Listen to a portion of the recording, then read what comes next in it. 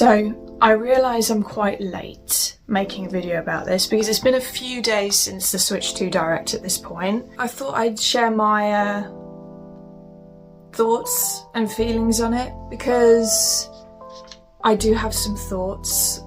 They're not all positive ones, but I think that's the overall kind of feeling we all have with the Switch 2. The Direct itself was good. Like, going into the Direct, I was hyped, and I came out of it pretty hyped still. By the way, if you hear banging, doors banging and stuff, that's my family coming in and out the house downstairs. So I'll edit it out if I can, but if not, that's what that's about. So we know the Switch 2 is releasing on the 5th of June this year, which is a lot earlier than we thought it would come out. Pre-orders open on the 8th of April, which is 2 days from time that I'm currently filming. So going over what was said in the Direct, they kicked it off with Mario Kart World, which looks amazing. You know, I think we all kind of, so we knew that this Mario Kart game was coming, but I think we all kind of thought, where are they going to go next with Mario Kart? Because Mario Kart 8 Deluxe is amazing. Like, where do you go from there? How do you improve on Mario Kart 8 Deluxe? And then they're like, Mario Kart, but open world. And it's like, oh. Okay. And it looks amazing. And the fact that it's all open world is kind of just insane. I feel like that's going to be a blast to play with friends and stuff. Then they started talking about game chat, which is a cool feature that I feel like kind of should have existed for a while. But we're getting it now, so that's good. Game share is something that we had essentially on the DS, which is DS download play. So that's good. So that means that if you and a friend have a Switch, then if one of you has a game and the other one doesn't, you can still play the game together as long as one of you has the game. And that's local wireless by the looks of things. That's how it works, which is exactly how DS download play used to work. That's really cool. So I think there was a lot of information that they were giving that was really cool, and everyone was like, wow, this is great. Then they went into the details about the console. So it's a 1080p screen with a maximum refresh rate of 120 FPS. It's got HDR support, 4K output, 256 gigabytes of storage, which is a big upgrade from the puny storage that the base Switch had, which is not enough. But even then, 256 gigabytes is probably going to be used up pretty quickly, because I think quite a few of these games that are coming out for Switch 2, some of them are really big, like there's Elden Ring, there's Cyberpunk, and there's Final Fantasy VII Remake Intergrade. So it includes the DLC, so they're all going to be big games. So if you're buying all of those big games, the storage is going to get used up pretty quickly, even though we've got way more of it on the Switch 2. So you're probably going to have to get an SD card. However, you need to get the faster, more powerful Extreme SD cards, I think they're called.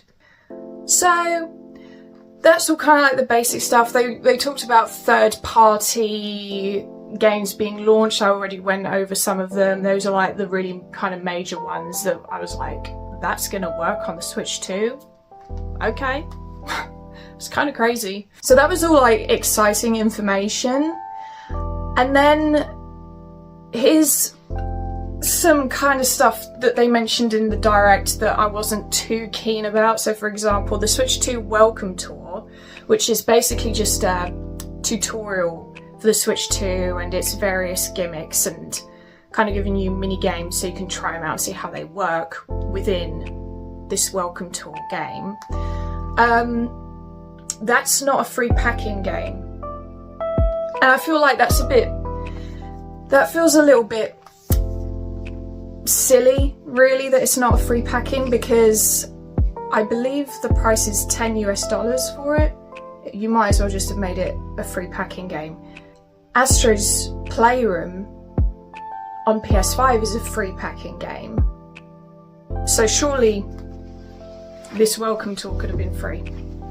I don't know, that's just my opinion on that. The other thing is the game key cards. So the concept of buying a disc and the game not being on the disc is not new. So they're now just doing that with Switch 2 game cards as well. This isn't a new concept. However, I am concerned as to how many games are going to end up where they're not actually on the card, and so you're just getting a game key card when you buy the game. That is a concern I have, because for one, Bravely Default is one of the games that's not on the card,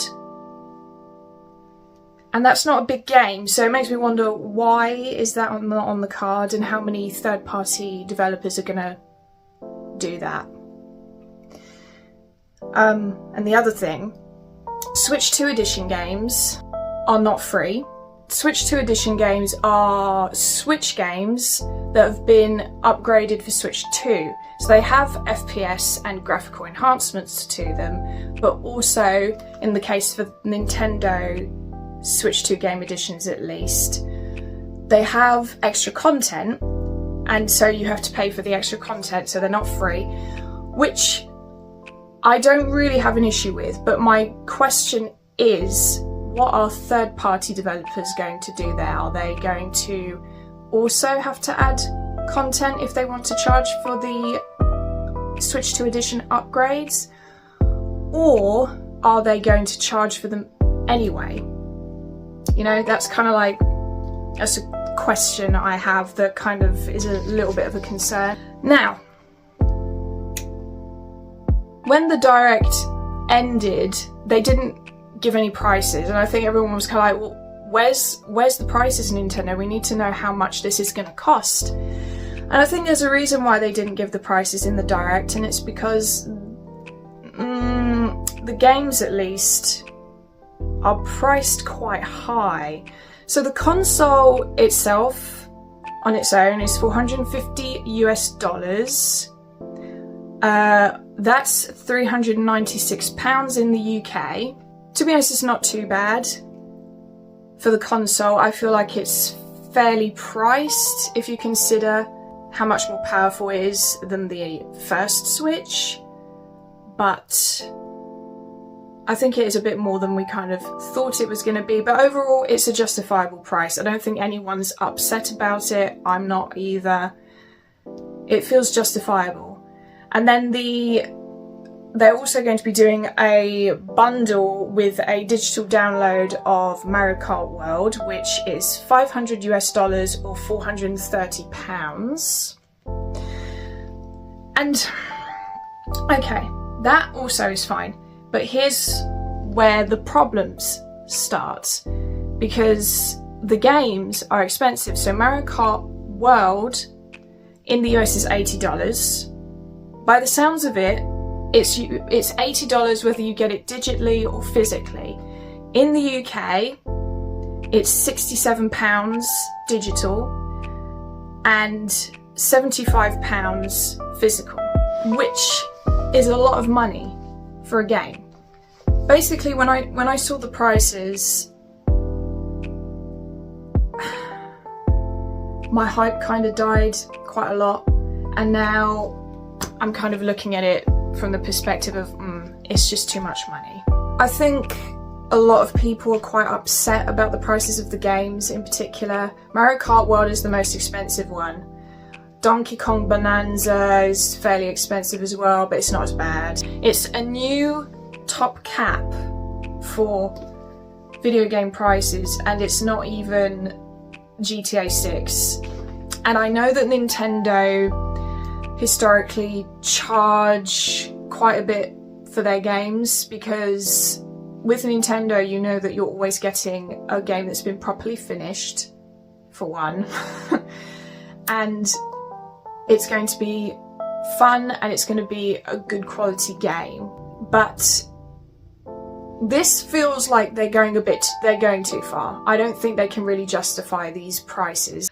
But anyway, let me know what you think. Do you think that the games are too expensive as well for it? Are you excited at all for the Switch 2? And also, if you are, then what games are you interested in? Now, personally, I was interested in Mario Kart World, and it still looks good, and I still would like it, but I don't think I can justify getting it at that price. And as a Final Fantasy fan, I am very happy that Final Fantasy VII Remake Intergrade is coming to the Switch 2, because it will be available to more people to play it, and everyone needs to play Final Fantasy VII Remake, okay?